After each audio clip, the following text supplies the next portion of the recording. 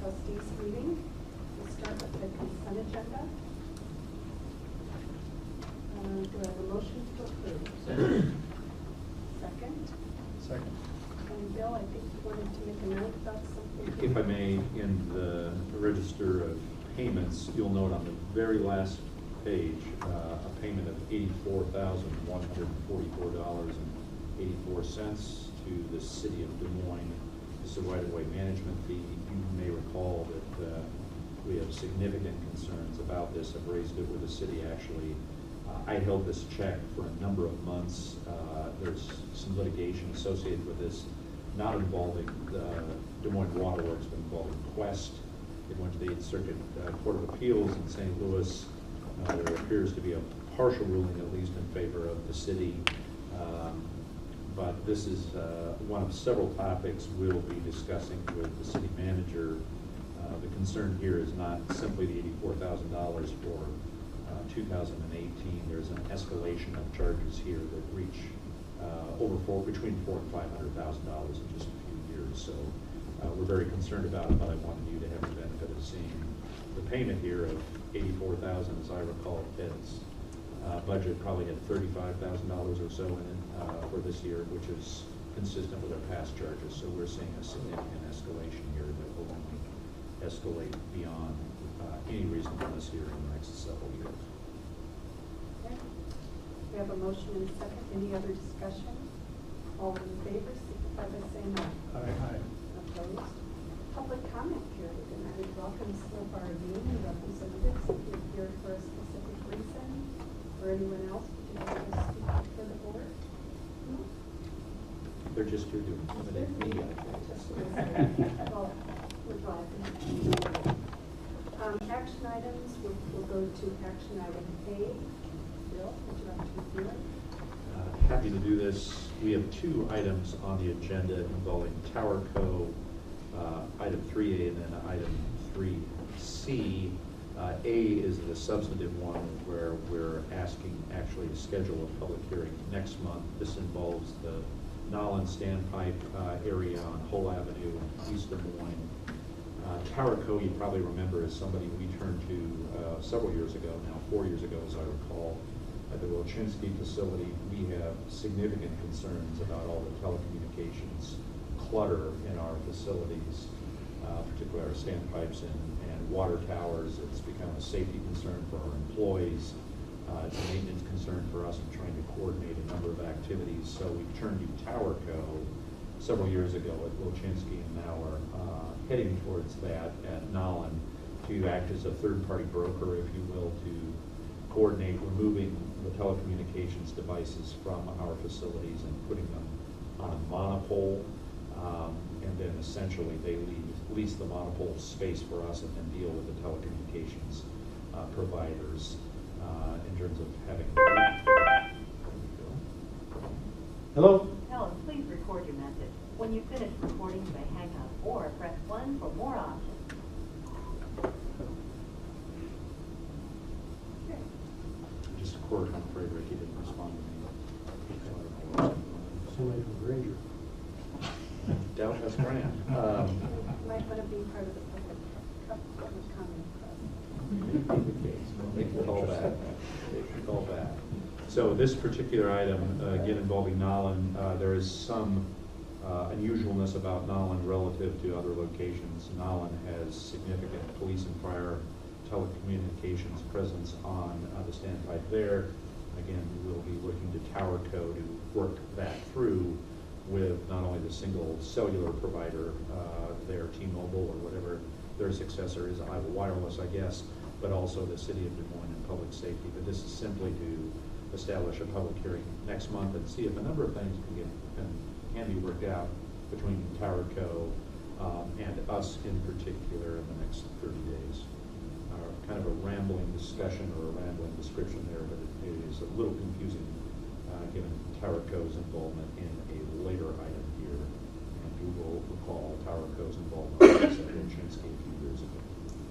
So I'm looking to the board for a motion to establish the date of the public hearing to execute a possible lease with TowerCo at the Nolan Standpipe site as the date of the October 2018 board meeting. Do we have a motion? So moved. And a second. Second. Do you both want to just move everything and second it? And Michelle can take it, go back and forth. Any other discussion or question to the bill? Seeing none, all those in favor signify by saying aye. Aye. Opposed? Moving ahead to item 3E, Bill. You probably remember the public hearing discussion setting this for this month, last month. This involves a pre-sedimentation basin 3 here at the Fluor facility. We have in the pre-sed basin a number of chain drives and flight boards. This is a replacement of the chain drives associated with that. What we are asking is to move forward with the public hearing here. Sue? Sure. If we may, and I'll be happy to discuss the components here as we get into it. Okay, I'll open the public hearing to see if there are any comments from the public concerning the project's form of contract, plans, and specifications. Seeing no one here to speak on this, I will close the public. Were there any comments delivered to you as general manager? There are no comments delivered to Des Moines Water. Okay, then I will close the public hearing. It appears that we do not have any other projects that reflect the appropriate coordination of our existing infrastructure, so there are no suitable facilities available for rent or sharing in lieu of the project. I'll seek a motion to approve the project's form of contract, plans, and specifications and estimated cost. Hello? That's So moved. Hello? Second. Okay. And we will vote on this just as the Triangle project. All in favor, signify by saying aye. Opposed? And now we will move into the general manager, providing an analysis of the bids. 4 respondents here. The recommendation is for Waldinger Corporation, who is certainly the low bid here at $89,000 or so. You may recall that this is a $300,000 project. The $89,000 is married up with the cost of materials that Waterworks bears. All this comes together, in our view, for about $200,000. Hello? Oh, here we are. Volume check. Yep. I can hear you. Graham, can you hear us at the table? I can. Sorry, I'm late. No problem. We're on item 3B. This is a public hearing associated with rechaining and pre-sedimentation basin 3. I'm just going through analysis of bids. We had 4 respondents here. Waldinger, the low bidder.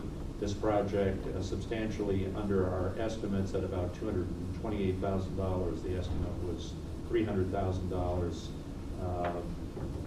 Happy to answer any questions you may have before awarding the contract to Waldinger based on the staff recommendation.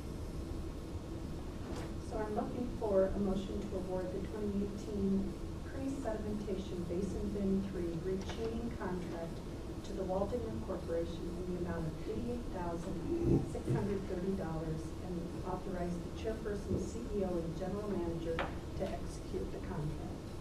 So moved. And a second? Second. Okay, any other discussion? Those bids look good. They did. Any other comments? All in favor signify by saying aye. Aye. Opposed? Graham, are you voting aye? Yes. Okay, thank you. Thank you. Moving ahead, item 3C. Bill?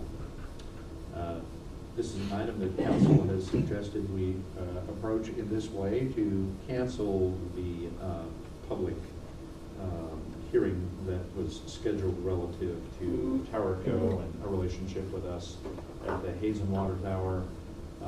Hazen, as you know, a historic site, one in which we've been working for some period of time to, again, relocate our telecommunications facilities off of the Hazen Tower through Tower Co. onto a monopole, separate facility. Significant concerns have been raised by a number of different players here, most notably for us, or at least for me, is the Merle Hay Neighborhood Association concerned about the monopole.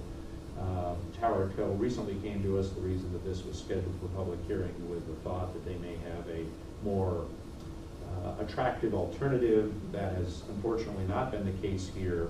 So I'm suggesting, based on neighborhood opposition, that we cancel our public hearing involving a lease with Tower Co. at the Hazen facility.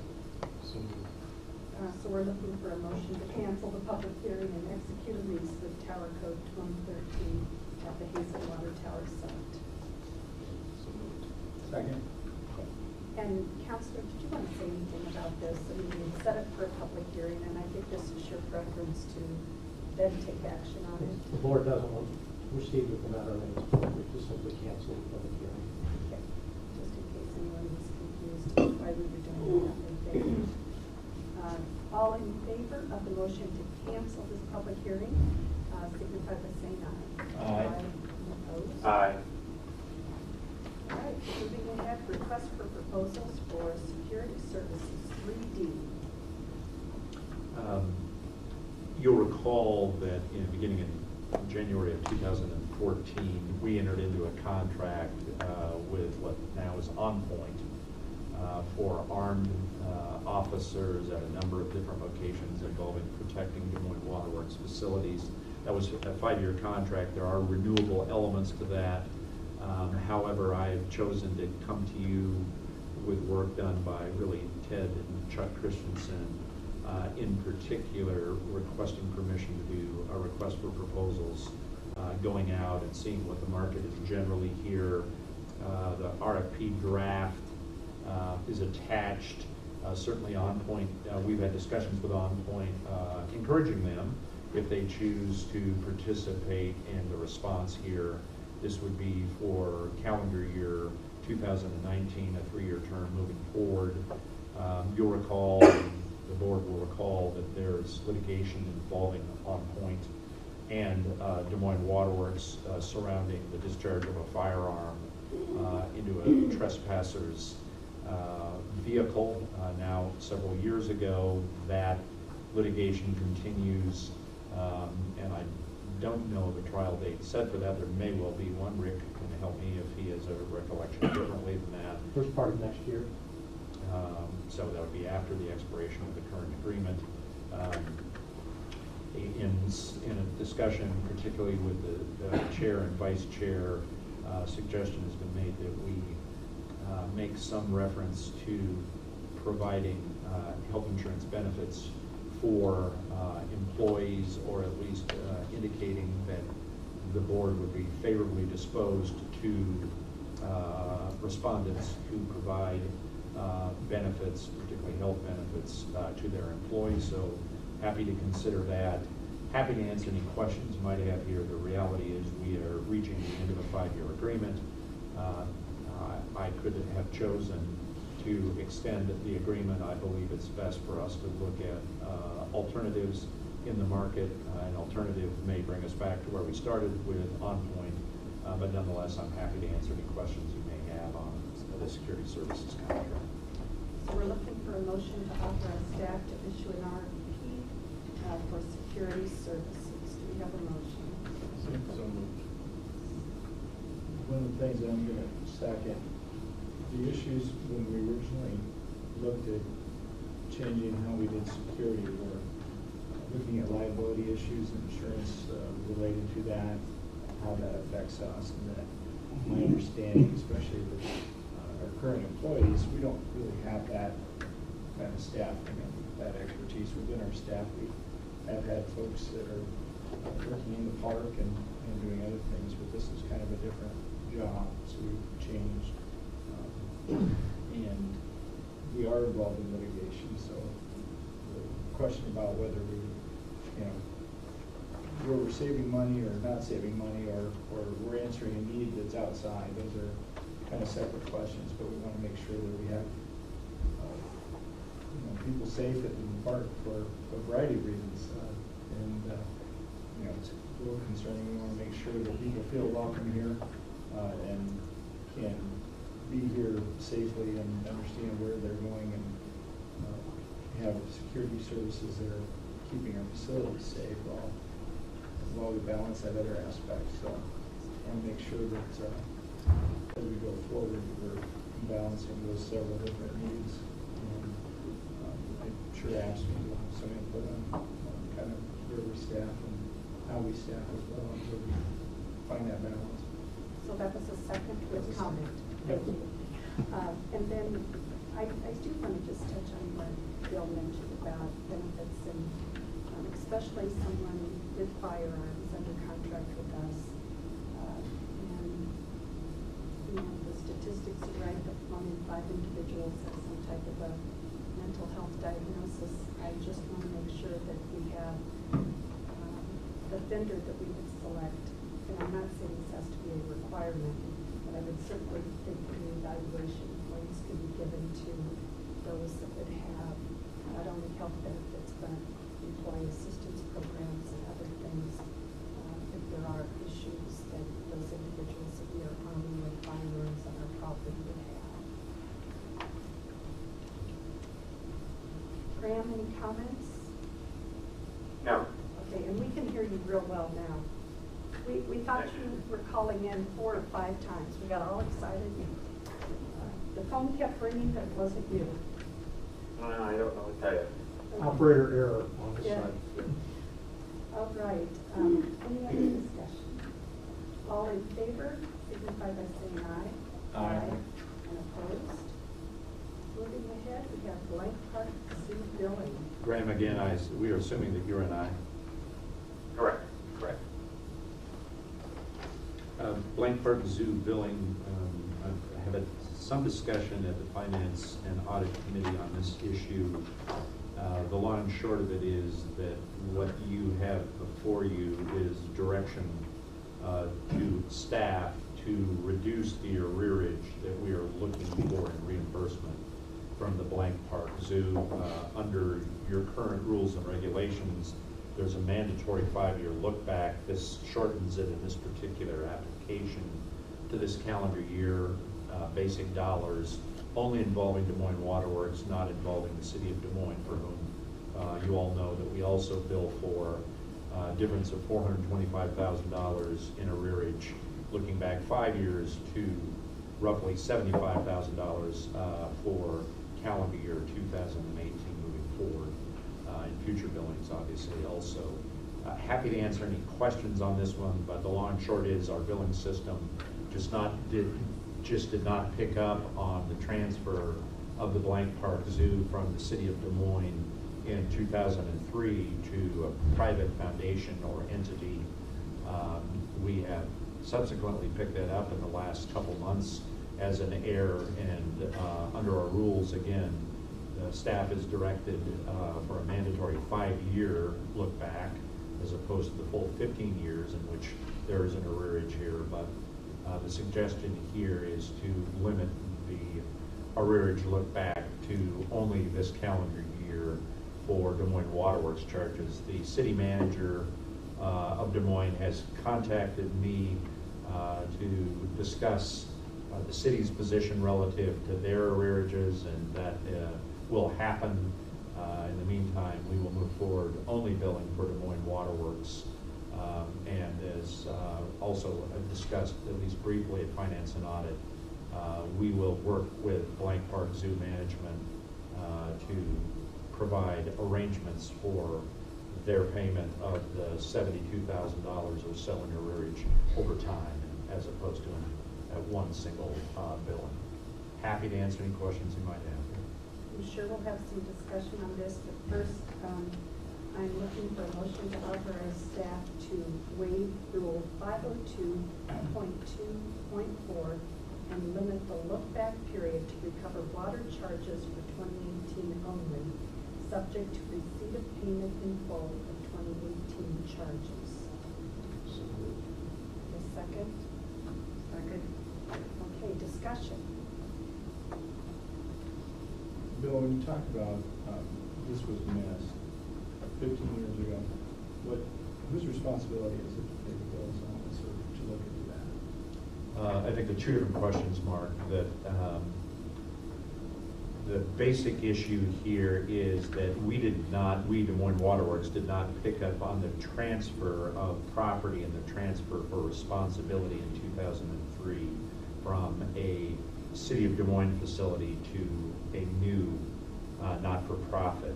Our agreements in 2003, much like they are in 2018, when we have a specific agreement with the city to provide so-called free water to a city facility, we had no reason within our customer billing system to have picked up on this no longer being a city facility in which free water was the entitlement in 2003 to a private foundation which should have been billed beginning in 2003.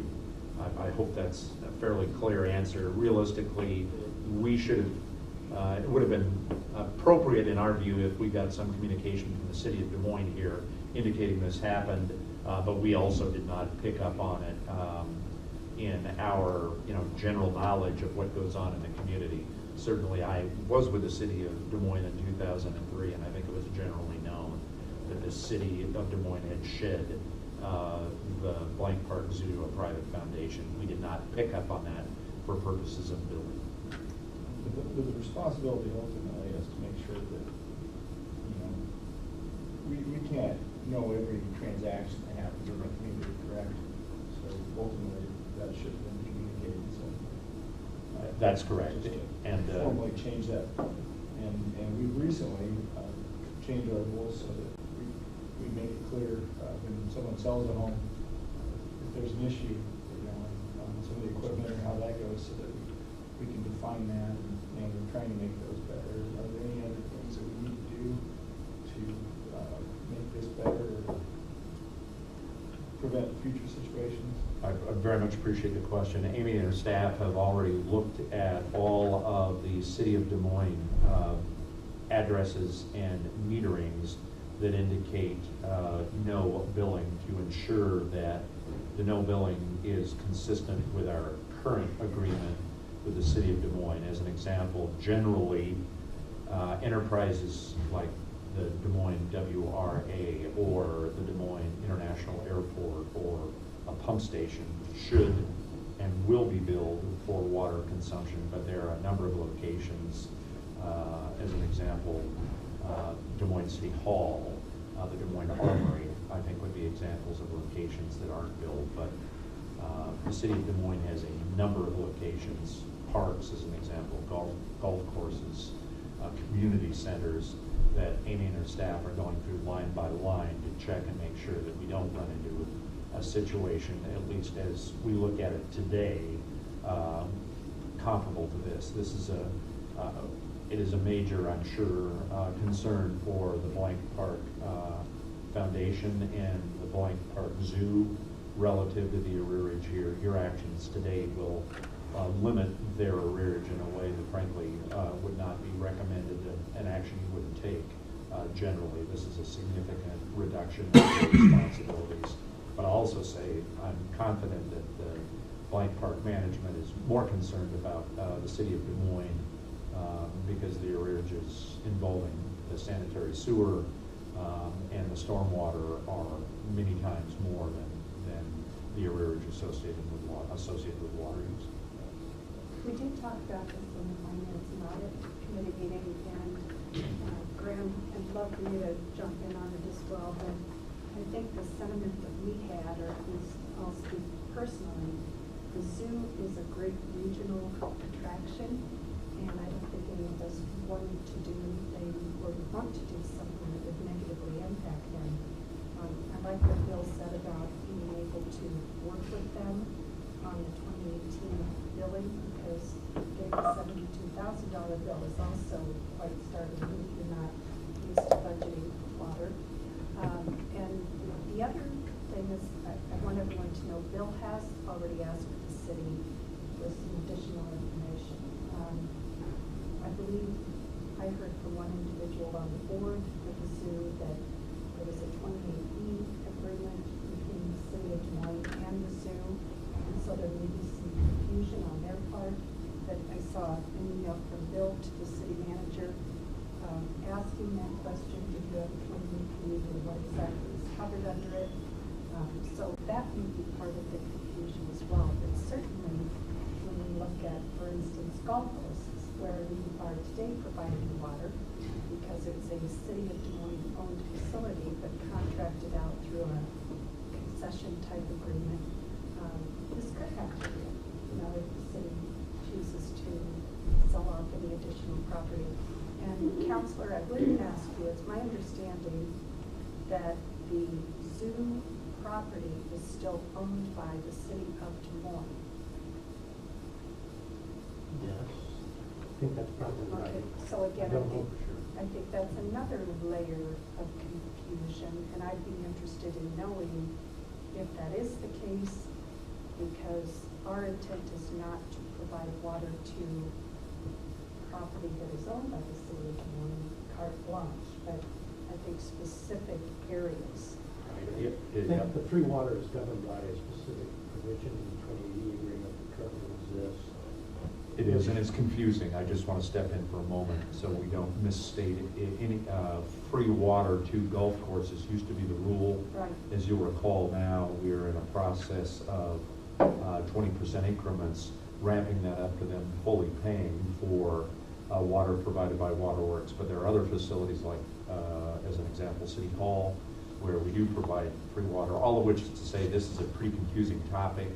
Right. And I just want to assert that even if the city does have a 2080 with the Blank Park Zoo, the city of Des Moines and the city council has no ability to be able to waive Waterworks charges. So we'll, my interest in finding out about that 2080 really goes to our responsibility as a billing agent on behalf of the city of Des Moines to make sure that we properly understand how to handle their elements of our billing responsibility, but certainly not the water charges, No. which only you are empowered to be able to waive. As a baseline matter, the city, we're entitled to give the city free water, but we're not required to give the city free water. I have a question about the waiver of the rule. I mean, as I read the rule, it says amounts due or from customers shall be subject to retroactive adjustment for a period of not more than 5 years, which would mean we would want to waive the rule if we were going to do more than 5 years. But can we do less than 5 years? Council and I certainly have had a number of discussions along these lines. That language, I think, is a little bit ambiguous to me, at least.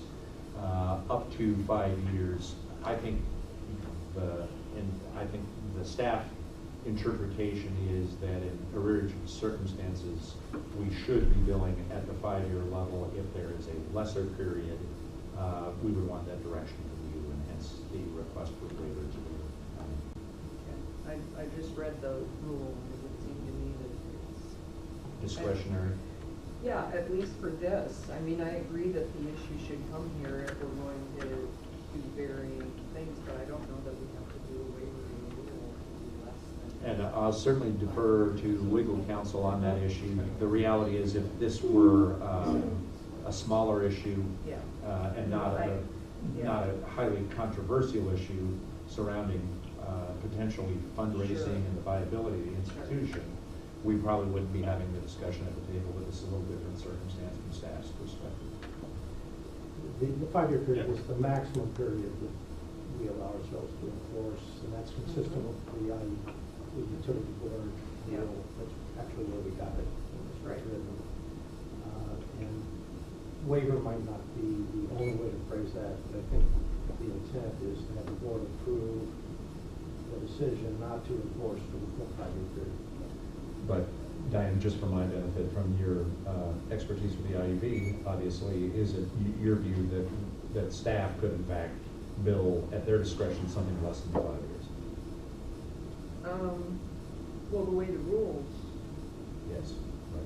I mean, written, but again, in this case, I think you're right, it's such a large issue. Got it. I understand. Graham, it sounds like. Bill, you're do we trying- have Bill, do we have a sense on the foundation's ability to pay here? Graham, Mark Bukovich, who's in Seattle this week for an important certification of their facility, and I've exchanged only voicemails on this issue, but the long and short of it is that I don't have a clear sense from that their immediate ability to pay the $72,000 or $73,000 here. But in any case, we will work hard with them to provide an acceptable solution over time, just as we often do with customers, whether large or small, who are hit with an arrearage like this. But to answer your questions, I did not get specific feedback from him of an inability to pay. Right, okay. And, here's the thing, I think that because it is it's a private foundation with operates a zoo and, it's a community asset, when you're in these negotiations with them, I'm not saying you commit to anything, or that I say that you have to, but, the idea that we might, under the right circumstance, entertain the idea that we bring them up to full payment like we are with the golf courses or some other type of arrangement which allows them, the goal here is to have them pay for their water. Correct. And, maybe we're going to be able to collect the backwater, what they owe us in arrearage, maybe we're not, but the ultimate goal is to have them pay for their water. And there may come a time where it would be wise to entertain those other options that may, somehow bring them in gradually. And I very much appreciate that, and it really goes back to a point Mark made also. In my discussions with the city manager, I intend to intimate that I think the city has some responsibility here in not more clearly indicating to us the transfer here. So there may be several different sources for whatever the arrearage is, Graham. I hear you. Okay. I think also, you correct me if I'm wrong, Bill, you wanted to know the position of the board in the larger bill before you had some additional follow-up conversations and worked on how do we resolve the 2018, if it's on a monthly basis or over 2 years or whatever. Is that correct? Maybe I misunderstood what you just said. We are looking for your approval here to focus on the $74,000 that's approximated to the materials. How the credit arrangements are made really will be something that I think you're delegating to us. And Graham is being pretty specific also in saying it may be something less than $74,000 if that's what it takes. But the direction relative to the other arrearages here, the larger arrearages from the city of Des Moines, I think is going to have to come from our discussions with the city of Des Moines. So maybe I misunderstood your question, Sue. You're welcome to try it again. So I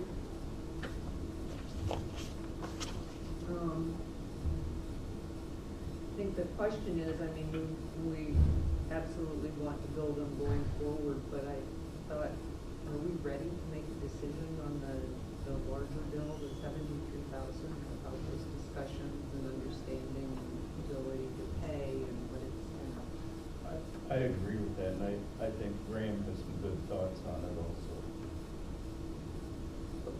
May I suggest this? You, through this action, are directing a maximum amount that can be collected from Blank Park Zoo of roughly $74,000. And I also take your cue, Graham, that you're not offering a carte blanche here. We will report back to you the product of our discussions with both Blank Park and with the city of Des Moines, because they might be interrelated here. So you are aware of the outcome, and certainly have you a different view of how that was negotiated. You can correct us and we'll correct the bill. I support that idea, Bill. I mean, what you're getting authorization is, here's your maximum number, whatever that $73,000 number is, and then you'll come back to us. I think that's a great approach. Actually, the way the motion is currently phrased, unless the full amount is paid by the zoo, then the board's action is essentially null and void, and so everything would have to come back to the board. So what the board is approving is allowing the zoo to pay that $70,000 in full satisfaction. If it doesn't feel it should pay that full amount, then the whole matter just comes back for decision. That's what the subject to language is supposed to say. What I'm hearing very clearly, Rick, is that we need to move off of that. The board is putting a very firm kind of view that $74,000 is the max. Any negotiated amount has to be brought back to them for less than $74,000. But the primary focus is on billing forward. Okay.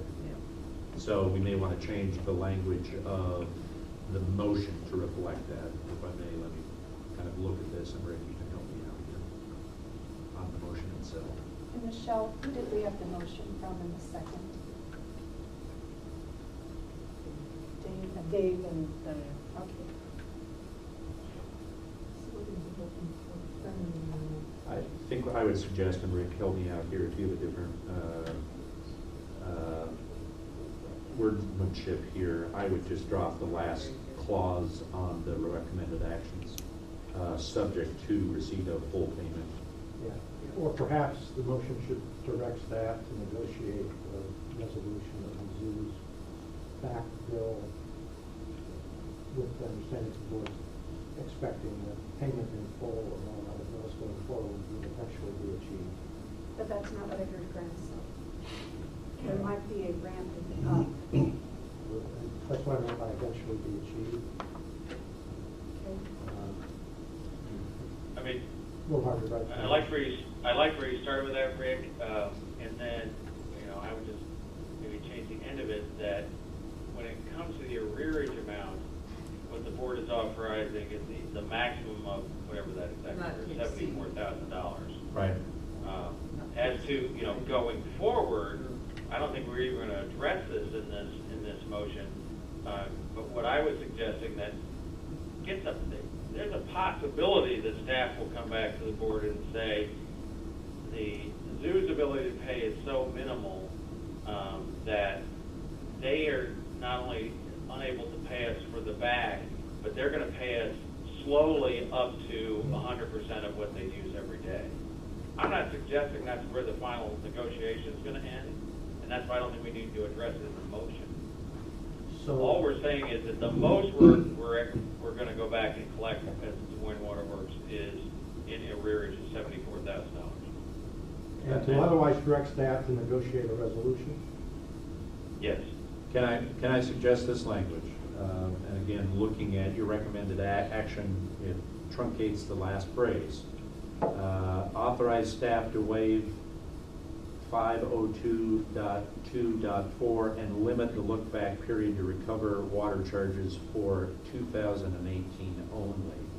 I recognize that there are a lot of moving pieces, and again, the city of Des Moines, in my view, is a moving piece here that might fill a portion of the void.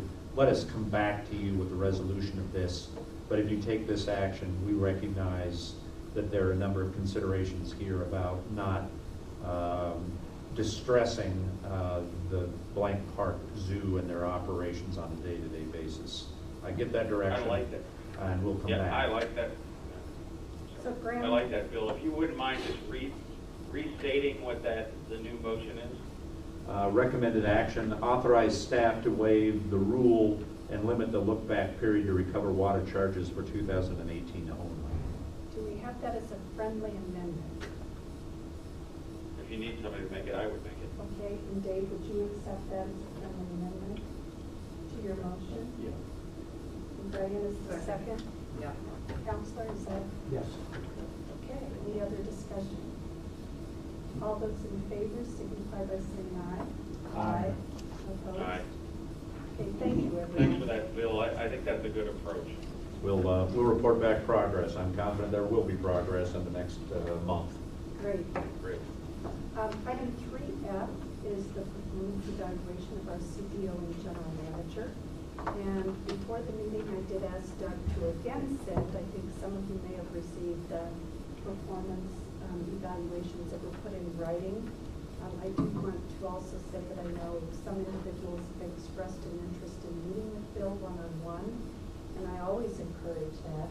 And as Bill has said to me, he appreciates current feedback at all times to know if something is going on, that we certainly do not have to wait until the end of a performance review. So has everyone received that, or you have it available in your email? Yes. Okay. The other thing that I did ask was in visiting with our counselor and HR, we have not had a real consistent process in the review. Sometimes this has been done one-on-one. I know I remember 2 years specifically that I met just personally with Bill and shared it. But I did ask Doug to pull out something that goes back to, remember the year? This is 2010. And it's a guideline for the effective review process. I am not proposing that this is what we exactly use, but what I am suggesting is that we have a process, whether it is this or another one, that this board provides for future boards and future chairs and vice chairs. So I would like for this to be shared electronically as well with the board, and then Doug and I have offered to incorporate any ideas, recommendations, suggestions, again, just as a process, as a procedure, not a policy, for how this could be done. So this is the last time that we found that a specific review process was embraced by this board. So that would be my recommendation going forward, so that it's clearly understood next year where the chair is, exactly how this process would happen. So how do you feel about that as a suggestion, board? Sue, I appreciate that. I mean, I think what's important is that there is a process, there's a period of time, and that is spelled out specifically in our policies, that, there's an annual review and it happens by a certain date. And I think that's important. There has to be an opportunity for, it's frankly one of our most important charges as board members to, have that evaluation. And so I like what you're recommending there, because it puts some sort of guideline there or some sort of recommendation that future boards can follow. And as we found out, every year is a little bit different. Some year there may be more conversation about a CEO and general manager performance than another. It's just that it's important that board members have the opportunity to have that input made. So I think that's well done. Good. Well, I appreciate Doug's support throughout this process, as well as Rick's, as they tried to go back and look at how it has been done throughout the last 10 years or so. And Graham, I'm sorry we don't have this electronically for you, but I just handed it out to the board members, and we'll ask Doug to send this to everyone tomorrow. And I would certainly like to have it in place before we end the year and transfer leadership, just so we do have a guideline. So we'll put some kind of a date out there prior to the December board meeting so that we can have input from all of you. And if we could just send this as a track document so people can make suggested changes and send it back out. Okay. And then we also know that in addition to the performance evaluation, the annual raise has been set in the contract that we have with Bill, so there is no need for us to go into that debate or discussion. Any other comments by the board? I'd just like to say that I wish I was there in person, but Bill is aware of this.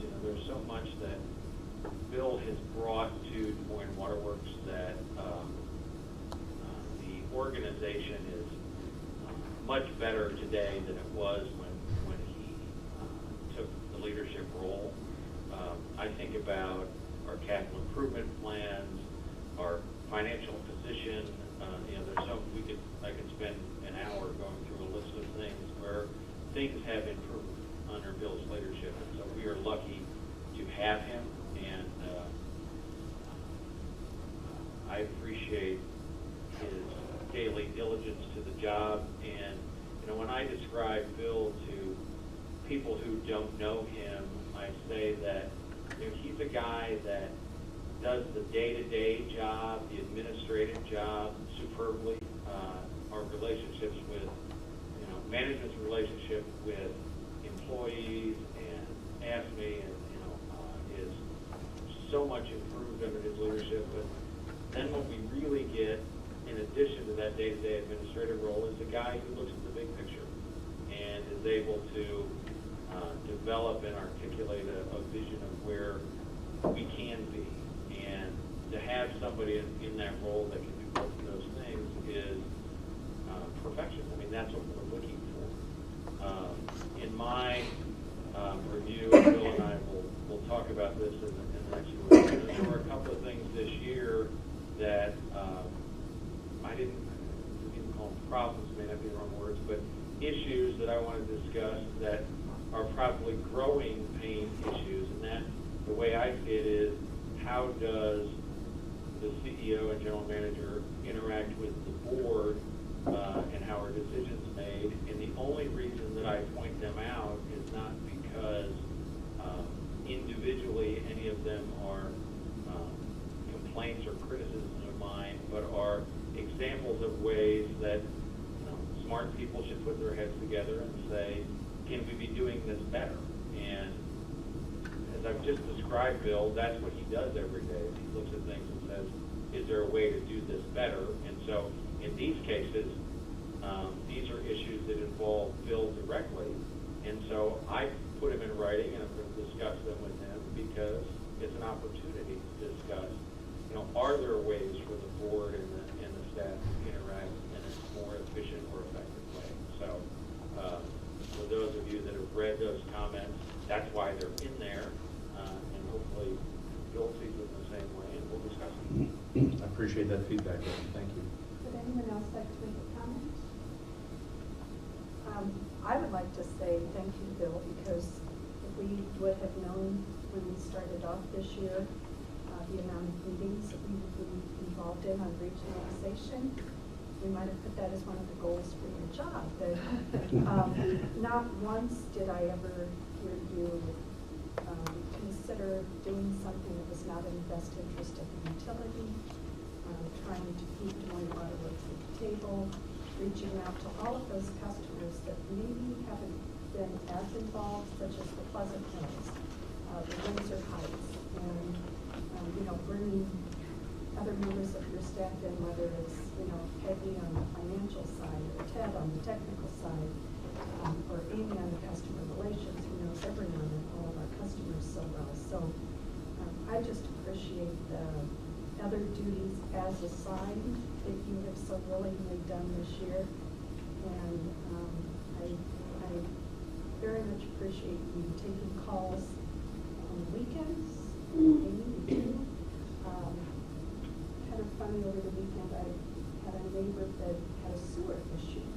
Well, this is a Moines Waterworks issue, and an individual reached out and said, I know it's not a Moines Waterworks issue, but what do you suggest I do? So I sent a text to Bill, and he would know exactly what to do. And so to me, that puts an image of Des Moines Waterworks of really going above and beyond to our customers in an area that he obviously has expertise in that from his past role at the city of Des Moines.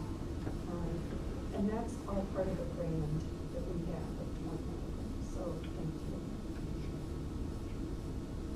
Mark or Dave or Neil, anything you want to share? I don't know that I've got anything really to add to a lot of that. But in our first conversations, we talked about employee relations and leadership there to make sure that people know what their jobs are, how to do those jobs, they've got the training and the ability and support to get those things done. I think we've got the vision and the leadership in trying to get those things accomplished, and that we've made big strides. As one ASHE person said, we don't always, as the song goes, you can't always get what you want. But I think they get what they need, and that we're labor is heard here and understood, and that these are real concerns and issues, and that we try to negotiate in a good manner. I appreciate that very much. Thank you. Okay, moving ahead. If I may, Yes. I'll ask Michelle to set up one-on-one with any of you who have an interest in doing it. It's always my pleasure and an honor to be here, to work for you and to work with this terrific staff you see in front of you and out in our plants and in the field right now. It's my objective to get better, and I will take to heart many of the comments that you've made. I appreciate constructive comments to make me a better employee on your behalf and on behalf of Des Moines Waterworks. Again, it's a privilege to lead an organization that provides public safety and a public health need, but also to be involved in setting an agenda that hopefully will change the trajectory of our state and protect our source water. So thank you for that opportunity. Moving ahead into our informational items, planning. And I think Bill, you were going to help us out with the planning area for March. We basically, as David has asked for, and tasked staff with looking at our diversity issues, and where I think we had a very nice overview of what we've done. I appreciate the work that has Erica. We did that. So I think David, we had to postpone it so David could be here for the meeting where we actually presented that. But what did you think, David? Did you get what you wanted?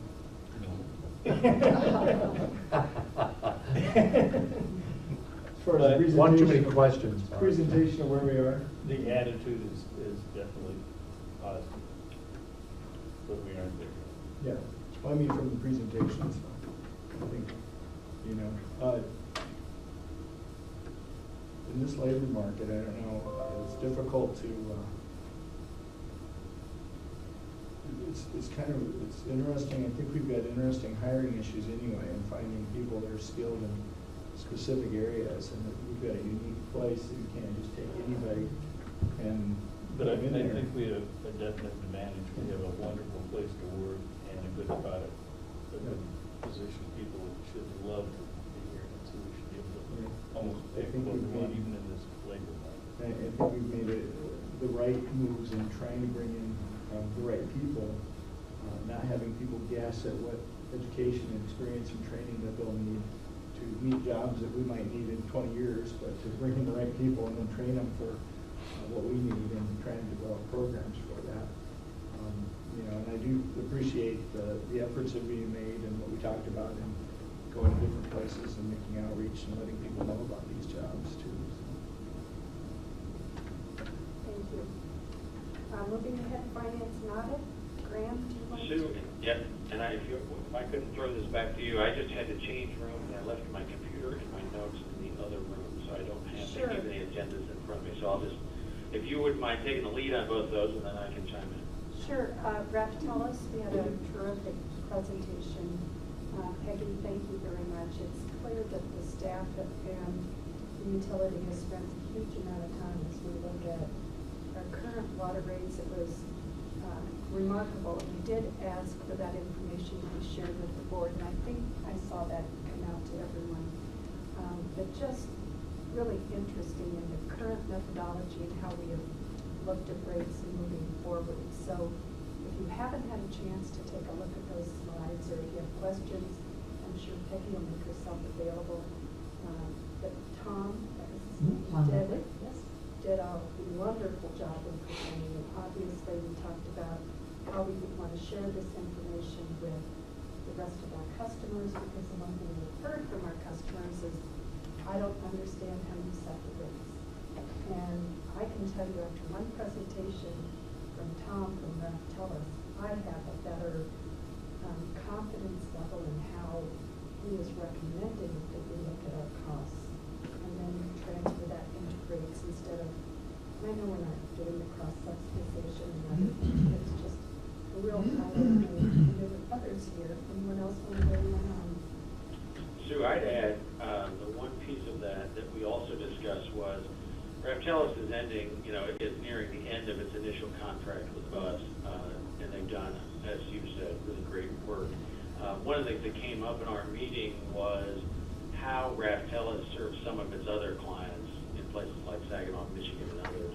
And they often will go in when they're reviewing rates or recommending rates, and Raptellus actually plays a role in that, in explaining to wholesale customers, the methodology. And so we asked Bill and the staff, when they're looking, to extend the Raptellus or renew the Raptellus contract, to think about that, how Raptellus could assist Des Moines Waterworks in what Sue just said, and that is explaining to our wholesale customers the process. And I think that would be a great service if they could provide us. Yeah, I wanted to say that I couldn't make the meeting on Tuesday, so I sat down with Peggy and the staff, and Raptellus people called in the previous Friday, and we spent a good amount of time going over the cost of service study and looking at the recommendations, and I really appreciate the time. As somebody who's done rate making, it's not science, that there are different methodologies and different opinions on how allocations and things should be made. So, I appreciate their taking a look at it and giving us the numbers and the data behind it. I wonder if your meeting wasn't helpful because they referred to the meeting with you a couple of times, so I think they maybe anticipated some questions that we could have, so thank you for doing that. Anything else? Moving ahead, customer relations, we have a very important meeting coming up on October 1st on regionalization, and this is going to be the financial review from Jason Moines from FCS, status quo, and then also a look ahead into regionalization. We should have an idea presented to all of the communities as to what the benefits or shortfall would be in regionalization for our communities. So it'll be from 3 to 5 o'clock at the Partnership Office on October 1st. I'd love to fill that room with interested parties, so please come. And I do know that as Jason is finalizing some of the information that will be presented, he has offered to show some additional detail to those individuals that know it best, Peggy and Ted and Bill, as well as some of the other communities. And I believe he's scheduling those meetings now, because the October 1st meeting will be fairly high level, fairly more of a summary, I would say, of each of the communities. And then I also want to thank Laura and Craig for working with us as we roll this information out. I think some of our communities are going to have questions, and we want to make sure that we frame it up and that we have a chance to know what we want our messaging to be. But then it will be coming back to this board. So we also want, after the October 1st, for everyone to know what the next steps are. And so we are needing to determine is that going to be the water board, through city councils, in cases if there is not a water board, and then sharing it with the community at large as far as your recommendation. So busy couple of weeks ahead. I encourage you to please be part of those meetings. If I may, Sue, I think what will be presented on Monday is going to be of such consequence to the board that we'll make sure that we send it out quickly. I know a number of you can't make that kind of meeting on Monday afternoon, but staff has had an opportunity to drill into it with Jason, and what we've seen, I think, will be very important for the board to review relative to this basic idea of whether regionalization for the region is a beneficial direction forward. And I think it's going to be very clear to you when you see the data that it is beneficial, but there's a lot of additional information of who benefits the most and who does not benefit as much that opens up a big path for additional discussions. The real point being, we will send out Monday after Jason's presentation the information to the board. I think you'll find that this is pretty important information to look at, and certainly we're available to try and help you with the translation we have gotten on how a number of the dollars were arrived at, but it is a very clear presentation in many ways that may raise some questions, but nonetheless reaches a very very clear conclusion relative to the benefits of regionalization versus West Des Moines, Waukee, Urbandale, whomever, going off on their own path. Any questions? Moving ahead to the Greater Des Moines Botanical Garden. Anything on that? I haven't really, I don't really have anything new to report there. And the Waterworks Park Foundation Board, anything from Mark or Judy? No, but anything really new? Is there anything you can think of that's consequential right this month? No, other than the progress they're making on construction, which you want to see, I'm moving forward. You can see it now. I just want, there's that one part of the ring that's still got gravel in there, and I'm just waiting for that to be completed. Access to the center road. I think, they called for volunteers. We've got the marathon coming through in October. And I think that's a neat thing that, we've called for volunteers. That's a part of the marathon that I think the marathoners get aboard. It's a large area without a lot of people cheering. They like the park, but there's a little energy deficit when you're coming through that long area through the park and coming back over into Grays Lake. So they've got people set up to make some noise and get the crowd going. It looks like they made a good choice on contractors. Yeah, the staff has been very pleased with the contractor and organization and willingness to work. It just appears, if you drive by, it's well scripted or something. Okay, and then we have Laura Sarcone, our government outreach update. Very briefly, I just wanted to highlight our. Hey, Laura, I hate to treat you like everybody else, but I'm going to treat you like everybody else.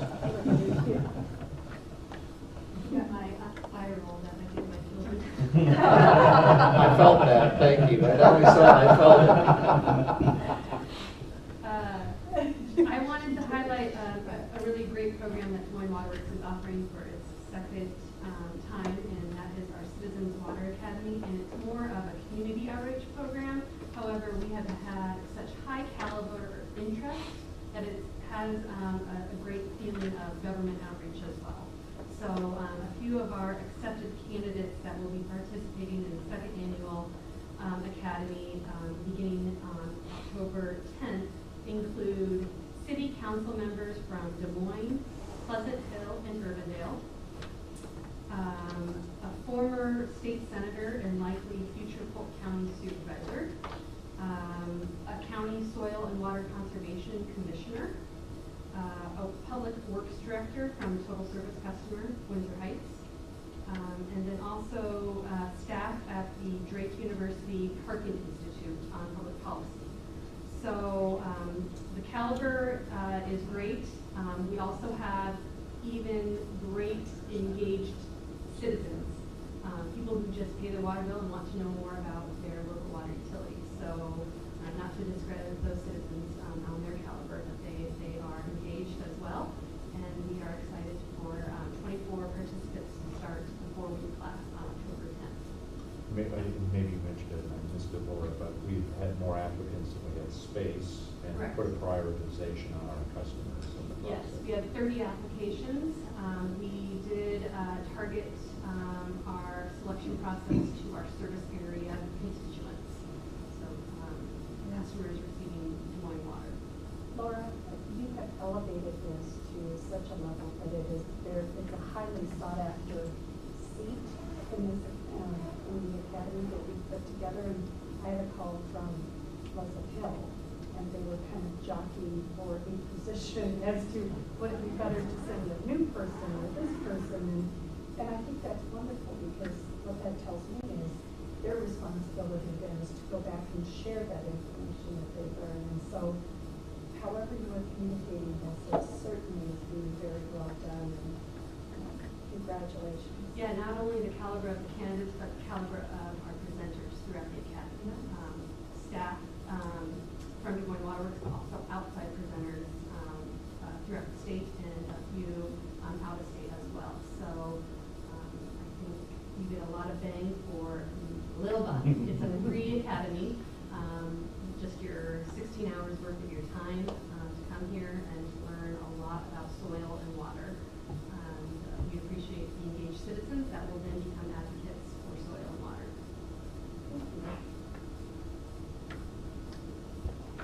Looking ahead to CEO and general manager comments. No more than 1 minute. Rivers are high. Sayreville Reservoir is extraordinarily high and releasing at a high rate.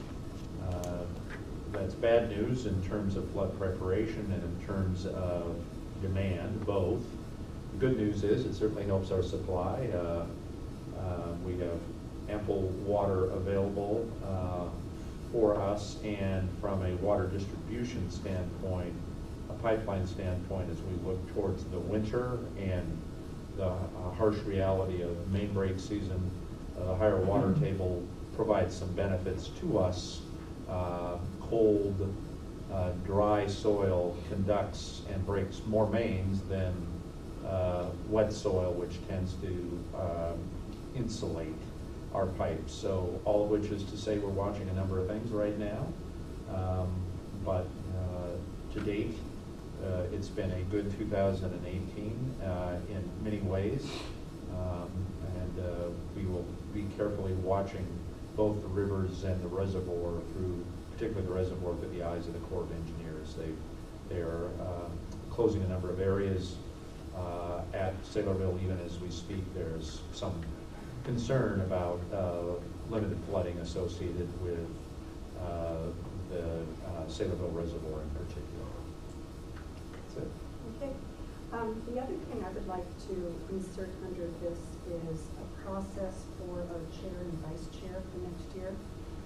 We normally vote on this at the December meeting, and it's a 2-year term. And we've done this, again, like performance reviews in a variety of different ways.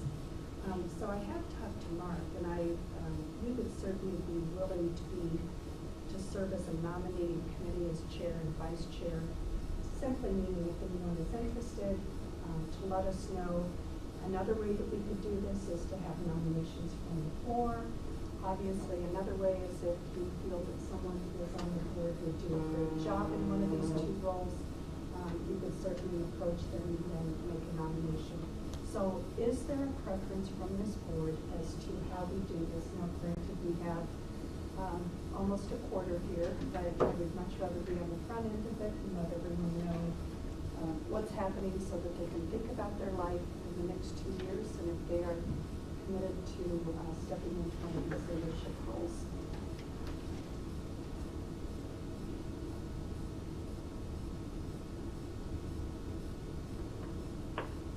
And that's not what we want as far as those ones forward. And I'm sure we're going to have many of you interested in serving as the chair or vice chair. So let me just put it out there. Do you like the idea of your current chair and vice chair pulling together the names of the individuals, with one of the 2 of us being the people that you would go to if you are interested in serving in one of those 2 roles, and then we would present those names to the board as a whole in a public meeting? I think that's fine. I mean, the reality is there are only 5 of us, so wrangling a huge membership organization, so, yeah, I think. Or we're certainly open to other ideas, aren't we, Mark? We could put forward a slate of officers, or we could do none of this and just take nominations from the floor. Names and a hat. Yeah. Hire a consultant. Hire a consultant, okay.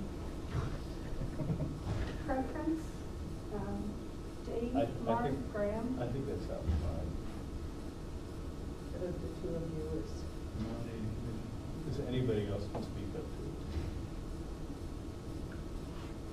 Counselor, do you have any recommendations? I don't think so. I think, kind of feeling the way forward might be as good as that as any. Okay. So with that, if you are interested, or if we feel that you should consider it, Mark, one of us may reach out to you, but please feel free to let us know if you are interested in either one of the roles. We also have a couple of us coming up on, our terms are up, and so we need to check in with the mayor of the city of Des Moines to understand what our path is going forward. Mark and I are both in that position here, but not the board as a whole, either we would be up for reappointment, I should say. So, okay, with that, And Sue, to Yes. be clear, the election of officers is held at the December meeting, correct? correct, yes. Okay, I just want to be clear. Yeah, no, it's held not until December, but I think it's a good time as people start to think about their lives and plan ahead, especially in light of regionalization. It's, there will be additional meetings and things, and just want to make sure that everyone has a chance to think about it. So. And Sue, I just want to make sure, traditionally, I don't remember any kind of campaigns or brainy advertisement or any other kind of stuff. So it doesn't work that way, correct? We're not. For our campaign, okay. Okay, then Mark and I will, Mark and I are receptive, please call. No. Okay, contract status, clarifications, anything else? I'll No. call for a motion to adjourn. So moved. Second, all in favor? Aye. Thank you. Thanks for letting me call in. Thank you. Graham, we're going to have a brief budget presentation. We'll be happy to send you the slides. That'd be great. I know a number of folks here aren't going to be able to sit through it either, but we'll get you that information. I would appreciate that. Thank you. Thanks for letting me call in. Thanks. Thank you. Graham. If I may, I'm going to ask Peggy to take the floor here to remind you each of the process here at the end of the year. We've gone through a cost of service analysis, and essentially Raftellus has helped us with that. We will hold tight with essentially our current methodology of cost of service, not looking at demand rates or peaking rates to introduce into the fore in 2019. But the next formal step for you to take is really to approve a budget at your next meeting in October. Between then and now, we'll be talking with finance and audit about it. But we also like to get to a point where we are providing you some detail on the budget itself, the budget you will approve, or at least review in public hearing in November. So there's several steps. We're remaining right on track with the sequencing that's necessary, but thought it might be helpful in a pretty truncated format here to have Peggy, Ted, and Mike talk about, Peggy's going to talk about the operating and maintenance budget in particular for the staff area, Ted for the operating areas. Mike will talk about the operating budget for engineering, but the larger issue that Mike talks about, or will talk about, is the capital improvement budget for 2019. So without further ado, Ms. Freeze. Thank you very much, Bill. Bill hit it on the head. At Finance and Audit, you will have a presentation on the budget from our controller, Michelle Holland. And, our budget is big. The 2019 budget as it currently stands, while not 100% complete, is $74 million total. $46 million of that is the O&M budget, and $28 million of that is capital and debt service. The budget presentation she'll do is, even though It's pretty high level, even though it's still going to take a fair amount of time for her to get through it. And that's kind of the point of this, is that, in interest of time, of not making a finance and audit committee meeting that's 2 hours long to get through a budget, we have to limit what we can give you. So we wanted to spend a little time today just giving a little, maybe, I guess I would say, different flavor. So we're each of us going to talk about some things that we thought might be a little more detail, not even so much numbers, but a little more detail about what we're looking at for 2019. So I will start with finance. The overall finance budget for 2019 is very flat, so very boring. There's really nothing to talk about as far as the numbers. So I did want to, though, emphasize to you 3 items that we're going to focus on for 2019. The first item is to continue work on the wholesale rate design. Those of you who were either present at Finance and Audit, or Diane had an opportunity to talk about it separately with our consultant, I hope got the flavor, and Diane actually said this earlier, is that rate design is very complicated. There is no one prescription out there for how you might design rates. There's a lot of factors to take into consideration. And so we will continue working with Raftellus in 2019 to decide where we want to go if we want to change that wholesale rate structure. The second item that finance will be working on is we will have a new customer information system going live in first quarter of 2019. And I'm going to talk about that 3 times today because it involves a lot of people in this utility, 3 areas that are under my direct oversight. But from the finance side, you might talk about, okay, well, you might think, why does finance have that much information or involvement in the customer information system? I'd like to point out to you, or remind you, in case you may or may not know, that finance, is charged with the overall, I guess I would phrase it as internal audit function of the customer billing system. Of course, we all want customer bills to be correct. We want your bills to be correct. We owe that to our customers, but the flip side of that is finance has a very vested interest in those customer billings being correct, because that is what brings the money into this utility that funds the operation of the whole utility. And so we, on a day-to-day basis right now with our current billing system, run a system of balancing and oversight processes. And obviously we'll continue that as we go forward in the new system. So we have a lot of things that will be changing in that data balancing process. The last item on the finance list is an RFI, or request for information, for a financial system replacement. Our current financial system, PeopleSoft, we implemented that in 1999. We have upgraded it a couple times, but it, quite frankly, is probably reaching the end of its useful life, and we need to begin to consider what we want to do with that on a go-forward basis. And that would be a project in conjunction with IT, which is where I'm going next. IT is also under the CFO's purview. The operational budget for IT, not quite as boring, I guess I would say, as finance budget. It is up 21%.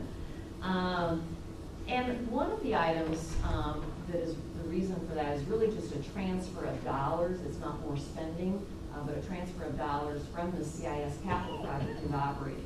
So the software licensing and maintenance that we have to pay that vendor for that software, as the project has been being developed, it's been in the capital budget because it's part of the capital project. But as we go live now, those costs will transition over to the operating side. So that part of the increase is not an actual true increase in dollars to utility, but just a transfer from one budget to the other. We're also seeing an increase in the 2019 budget, increased spending on cybersecurity. You'll recall that one of our goals for 2019 is to take a hard look at where we're going with cybersecurity at the utility. And we have already done some spending on software, and we have a few items on the slate for next year.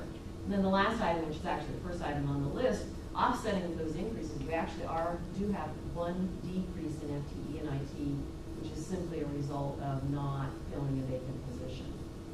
On the capital budget for IT, $800,000. A piece of that, again, is finishing off the capital CIS project. And the other items, I kind of put them up here, is referring to as miscellaneous IT capital projects. And the reason it's phrased that way is there is no one big thing that we're doing in IT as far as implementing something new and different. once we get the CIS project done.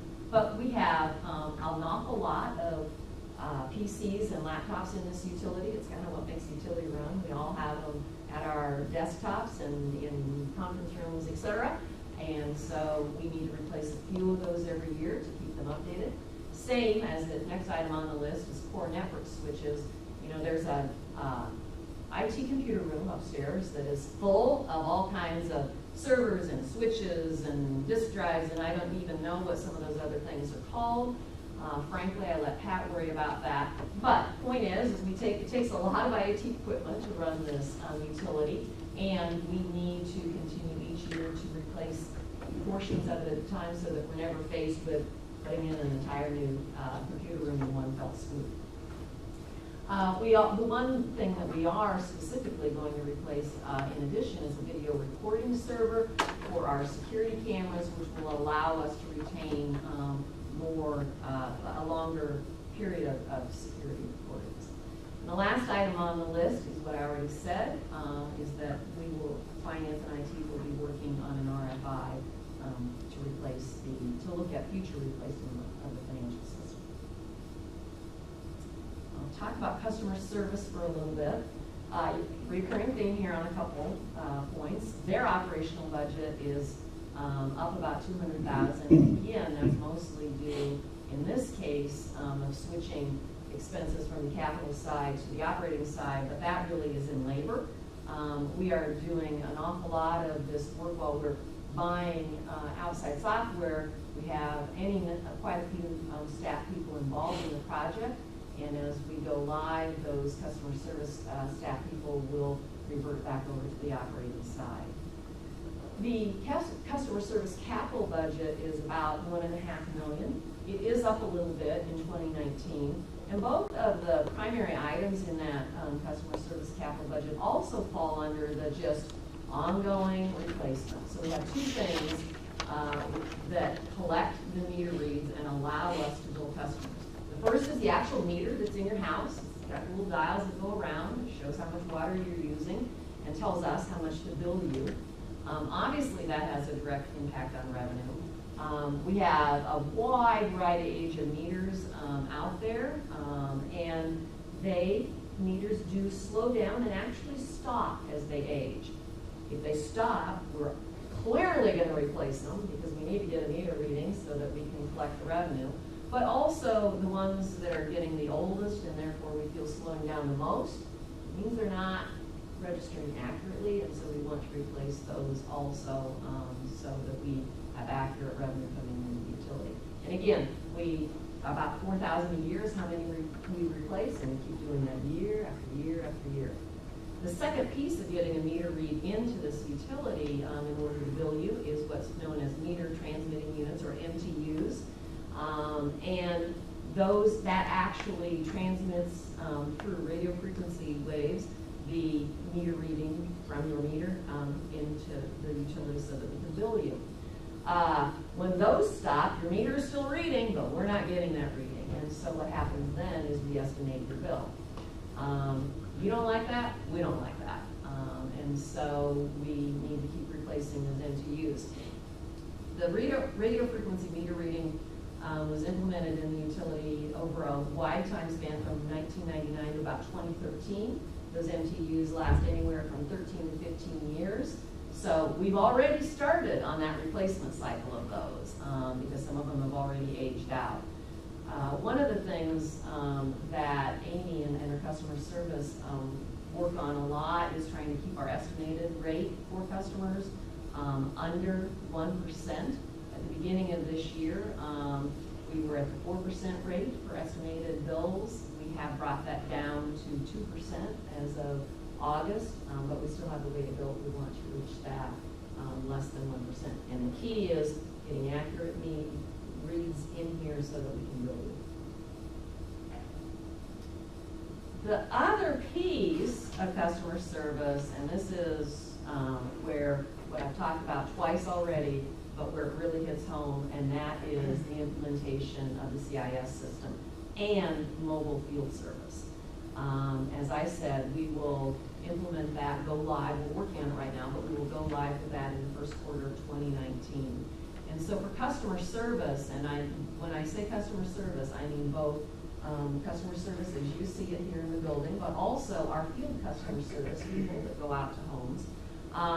They will have to change their world in many ways. And so 2019 will be spent focusing on additional user training. We're going to train them before we go live, but we can't expect them to know everything or even to remember everything. So we will train, and retrain as we go throughout 2019.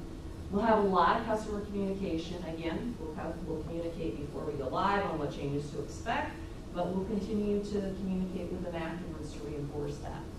We expect quite a lengthy period, quite frankly, of post-implementation stabilization. And what I mean by that is, you know, the day we flip the switch and go live, our world is really going to be rocked, and we're going to have a lot of things that we just need to continue working on and get nailed down. And the last item on the list is process reengineering. We're really excited with the new CIS system of just things that it does differently than how we do it today, of the amount of information that we will be able to extract from this system. And so we will spend the rest of 2019 figuring out what to do with that information and how we might change processes to be more efficient for both us and customers. And so we don't even know what some of those look like yet, but once we get stabilized, we'll launch into that. Just if I may underscore one issue here, I don't think we've discussed with the board before, but we had initially intended to do the cutover for CIS at the end of this year. It's now essentially being delayed a quarter.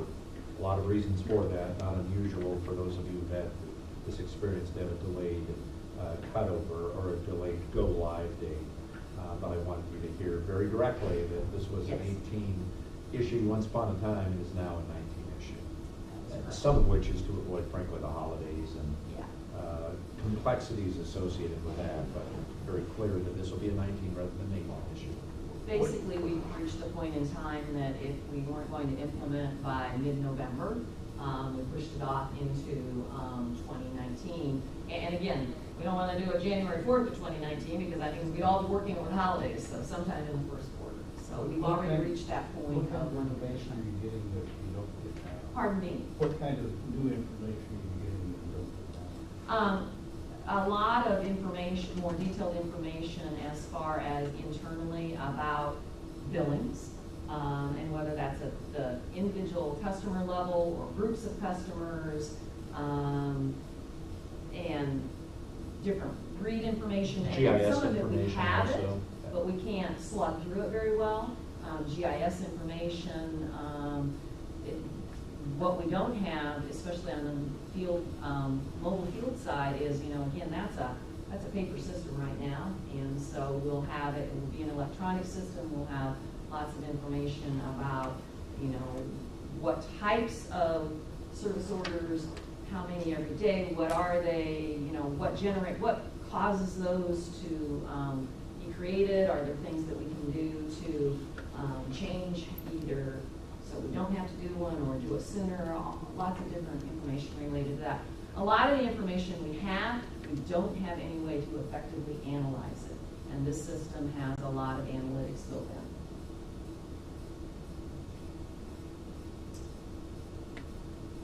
And the last area under the CFO is HR. And this is the one department that actually doesn't have anything to do with CIS. So I'll talk about a couple different things here. Again, the HR budget, as far as in dollars, is pretty flat for 2019, so there's not much to talk about there. But HR for 2019 has a kind of centralized focus, and that will be on succession planning. At the end of 2020, so not in 2019, but at the end of 2020, all of the employees who were moved to IPERS when we froze the Mill and Water Works pension plan will become vested on December 31, 2021. And so we suspect that there are a number of employees who have already reached eligible retirement under the old system, but who were waiting to vest in IPERS may choose to retire. We've done a count of how many would be eligible, and that's 45 employees. Again, we don't know who will choose or who won't choose to retire. but certainly we suspect that we are looking at least some retirements. And so we will begin to figure out how we go forward with that. We'll engage in employee training and development to prepare our employees, existing employees, to for some of those future positions. It's no secret to any of you that we like to promote from within, and so as some of those more senior positions retire, we want our other employees within the utility to have the opportunity to promote to those. But no matter what, even when you promote from within, however many employees leave, ultimately we're going to bring some new employees in. We'll promote from within first, but then those positions, we'll have to be looking at some hiring. So HR will be looking at ways to promote Des Moines Waterworks as an employer of choice. One of those things that they're going to do is to update the career section on our website. Certainly we believe that that is one place where prospective employees go to find out about Des Moines Waterworks and what it might be like to work here as an employee. And so we have a number of ideas of opportunities to improve that, including touting our benefits and just providing them more information. And last, Real quick, yes? I just want to mention while I'm thinking about it. The thing that pops into my head is about the Rule of 88 and how that might impact employees and their decisions. So just want to make sure that we look at that and provide information to them proactively. And the last item on the list is continuing our emphasis on diversity initiatives, and that comes into play both in the hiring that we will expect to do as we have some employee turnover, but also in making our existing workforce more aware of diversity and how to work with a wide variety of both their fellow employees and our customers as we to provide them the best service possible. All right. Thanks, Peggy. Oh, I'm sorry. While this does not pertain specifically to HR, I put it in following the HR slide, the budgeted FTEs across the utility. Each department is responsible for budgeting their own personnel, making those decisions, discussing with Bill, whether they want to add a position or not. And you can see for 2019, we are decreasing our FTEs by about 2, and that is one in the CEO office, and the other one is, in IT, as I previously mentioned. You'll also see a funky little switch here. The OCEO department, it was new this year in 2018, some arrangements. So if you add those, the OCEO and water distribution together, it looks like water distribution went down a lot, but really it's the combination of those two, because that's where the employees that were moved into the OCOO department came from. Speaking of the OCOO, with us is the COO, Mr. Ted Gordon. That's hard to say. It is hard to say. I'm going to share some highlights with you of the more operational areas of the utility, specifically water production, water distribution, and then grounds, safety and security. Starting with water production, this is one of our biggest cost centers and operational budget of about $17.5 million. Water production budget, the operating budget is up almost 5.5%, about $900,000 this year. And as you look across, or as I looked across the 20 or so projects that are within that budget, maintenance and operation of all the plants, our chemicals, our energy, remote facility, all of those things, really we saw moderate increases in almost all of those areas, not specific large increases. A couple of points of interest though, there is about 1 FTE of reduction in the budgeted water production operational projects. That is not representative of a decrease in staff. Actually, it's a couple of things. The reorganization that happens when Mike and Kyle and Jamie and I all moved resulted in fewer hours being budgeted to water production operations. There's also some movement of water production operational time into capital projects, which reduces their operating allotment. We also see about 5,000 hours of overtime added to this operating budget. That is not a change in practice, it's actually a more realistic representation of how much overtime we spend. So that is actually the additional overtime that was budgeted this year helps contribute to that increase. The one fairly significant area, or the one place on the map that saw the most increase in the operating budget was the Fluor Drive treatment plant. When we look at the maintenance, chemicals, energy, residuals all together for the Fluor Drive plant, we see an increase of about $400,000 just at this one plant. Again, that's spread over a lot of different features and functions, but the one thing that did really stand out is our powdered activated carbon, a single chemical that we use at the very beginning of the process. The budgeted amount for that is going up about $200,000, which is effectively a doubling of that budget. Again, not a big change for 2019 compared to our practice in 2018, but regular viewers of the program will remember that we have been feeding carbon very aggressively in the last couple of years, trying to address disinfection byproducts and getting the things out of the water before it even gets into the plant. We've been dosing pretty heavily, that's been very effective, and so we're going to continue to do that and budgeting accordingly. Again, this year we are anticipating production of about 17 billion gallons of water for the utility. This is the fourth or fifth year in a row that we budgeted at that level.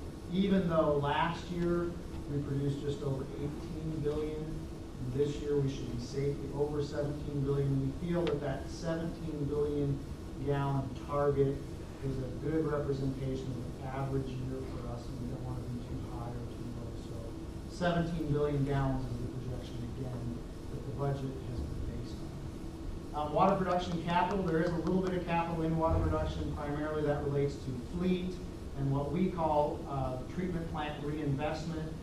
Those would be replacement of pumps or slakers or other things that are capital projects, but they don't raise to the level of the type of engineering project that needs design specifications and engineering management.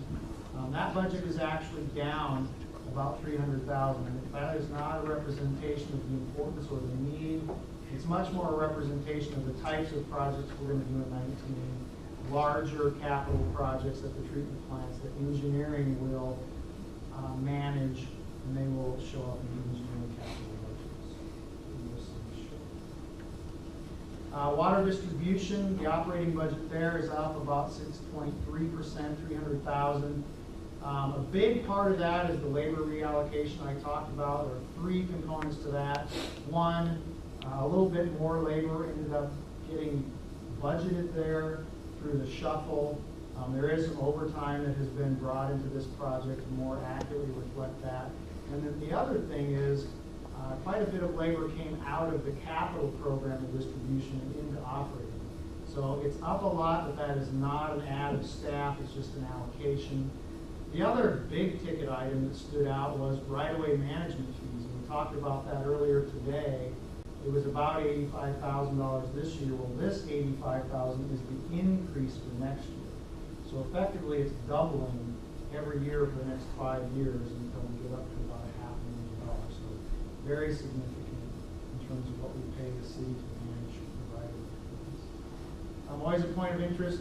For 2019, we're budgeting just over 300 main breaks. The last 3 years, we've budgeted 335. You can see, you can't see the pointer there. The peak there was 2014 when we had over 400 main breaks, and we kind of ramped up our estimates. But the last 2 or 3 years, the breaks have been a little lower. We're going to try to right-size that just a little bit going forward at just over 300 breaks. Very weather dependent, how many this year to date? Great Sorry. question. Yeah. Sorry. We are gonna end up below 300 unless the wheels really come off. But where we are right this minute, sorry. No, I should have rehearsed it, sorry. Yeah, well, I should have been on top of that. Somewhere in the low 300. From a capital perspective in distribution, there are a couple of things in that budget: the anode retrofit program and valves, hydrants, equipment replacements. And with retrofit, last year we significantly increased that. We about doubled that program. This year we're bringing it back down to about what is normal. So the budget for capital is lower. Part of that is what resulted in that labor allocation in the operating side going up. It's all kind of a balance. Ted, that's because we made a push last year to get that. That is true, and we also did some fairly significant amount of retrofit in Windsor Heights last year, which as a total service customer, that shows in our budget, even though they pay for it out of their rates. And then lastly for me, the other operational areas, ground safety, security, up a meaningful amount at 9.5%, about $250,000. The pilot is a big part of that. $68,000 increase would take us to about $1.2 million in pilot payment to the city. Park improvements, we budgeted about $60,000 for operation and maintenance of the facilities that are being added here in the park. Of course, that is all fully funded. The foundation will pay us on a monthly basis for our expenses there, but that does contribute to that increase. Safety, we're going to bring in a consultant to do some hazmat policy and procedure updating and then some training on those. And then lastly for me, about $43,000 increase in the budget in security. About half of that is additional services that we have requested over the last year in terms of patrols. About half of it is the increase that's built into the contract on an annual basis. But of course, we are issuing an RFP that you just gave us permission for, which would really change the landscape of security depending on exactly what we do with that. But the budget shows about $43,000. That's the real high-level highlights of operations. And now, last but never least, Mr. Mike McKernan, who will tell us about operating and capital budgets. Yeah, we're 2 slides away, so this won't take too much longer here. So, no sports metaphor here, Mike? Well, I had Yogi Berra in there, and then I took him out. I'll catch you the next time. How's that? Just talking about the engineering budget real broadly, the influencers on that are the 2040 long-range plan. There's remnants of that long-range plan posted in this room.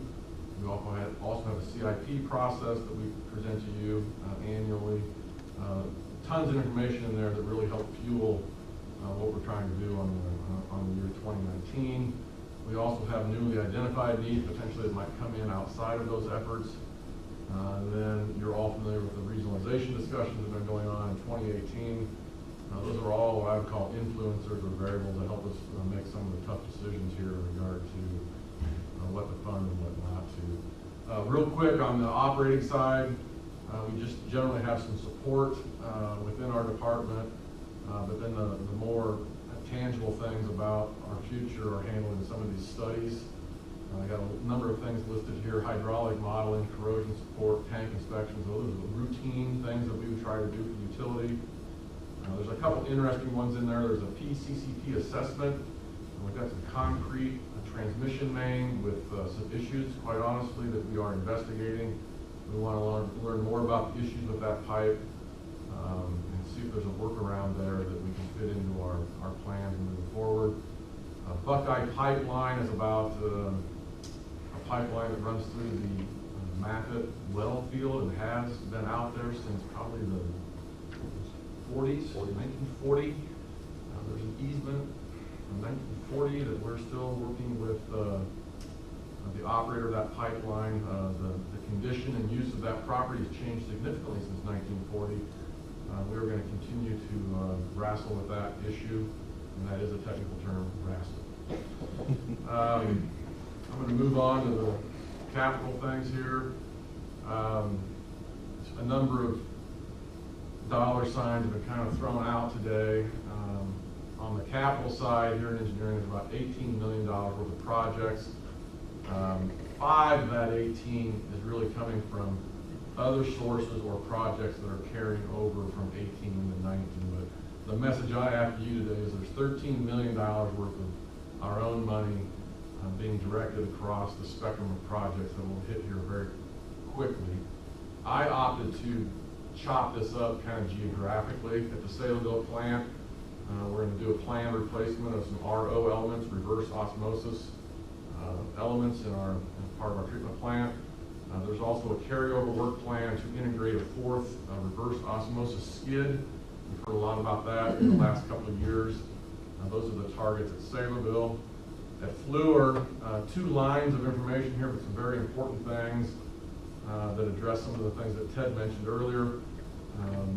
There's some targeted improvements here at Fluor that are pretty sizable, bigger than what water production staff can handle. So these rise to the level where the engineering department and some of the engineering staff need to design and manage those. The gallery improvements, I will point your attention to the Des Moines River well field. That is an investment in an investigation there that is all about the water quality that flows into the confluence here in the metro.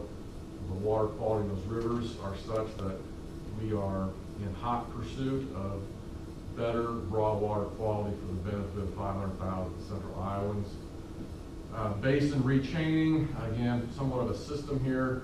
The pre-sedimentation contract you just awarded to Waldinger. We have another one planned in 19 to do a similar thing. Hopefully you'll see that in the first quarter of 19. Valve vault modifications. This is a near $1 million project to get into a critical vault within the Fluor plant and replace about 5 or 6 valves. These valves are enormous. Access to the vault will probably require the vault to almost be disassembled in a way to get access. So not only is there significant expense here, but just the sequencing and the timing is going to be critical. But the benefit here is for our maintenance staff to get into these basins safely in the future and do the maintenance. 2 chemical-related things, brine storage and fluoride storage.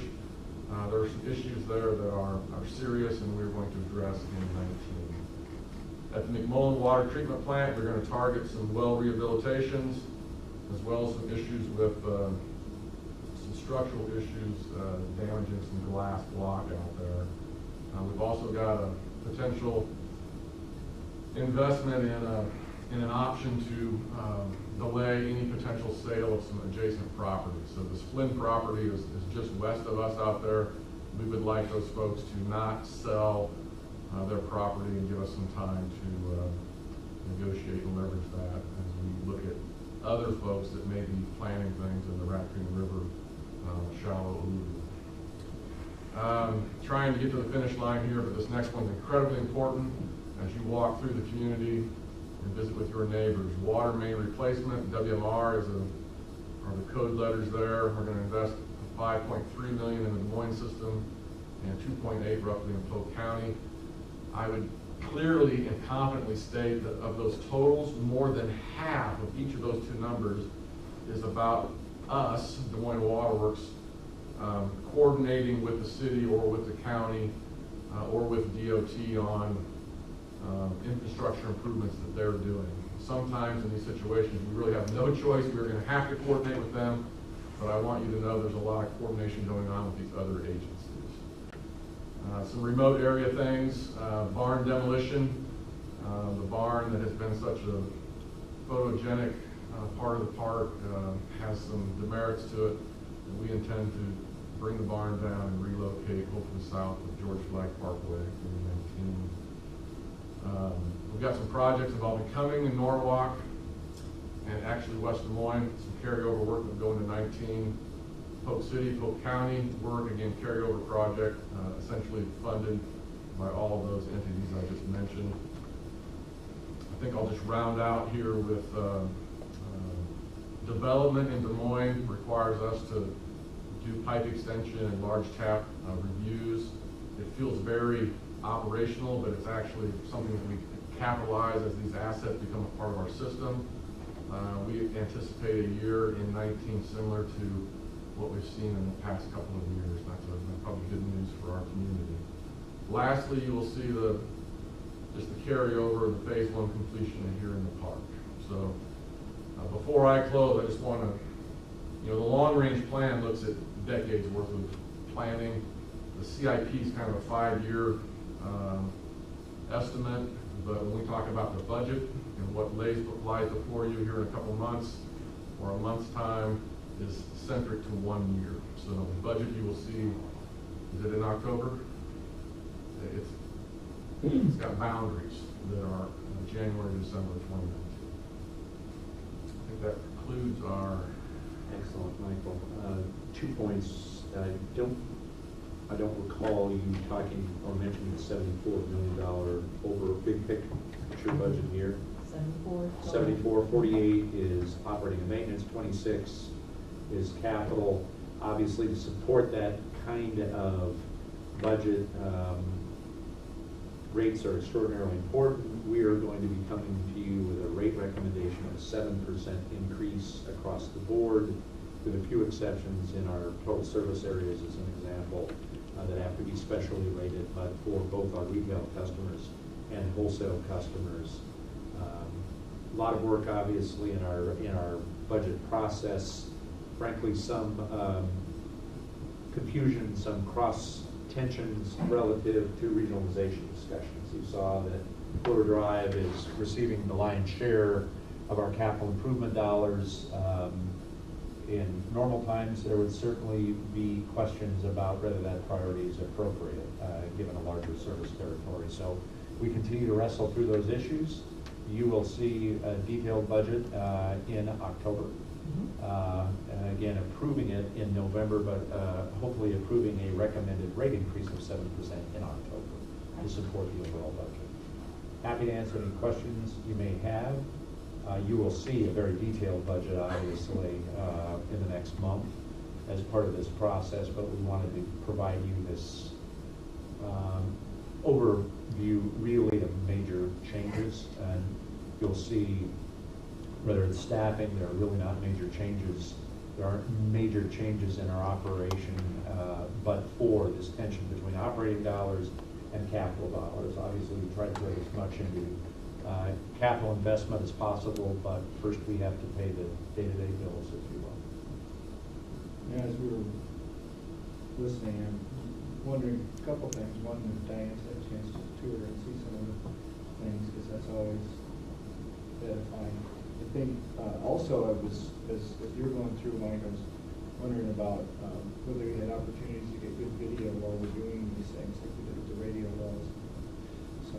We can keep an eye out for that. There will be, It's kind of interesting for us to see that first thing sometimes, and not that we want to add extra project stuff, but some of those things are helpful for the community to see too. So, no, really, this is what we have to do and how it gets done. Very good. Keep that in mind. Thanks very much.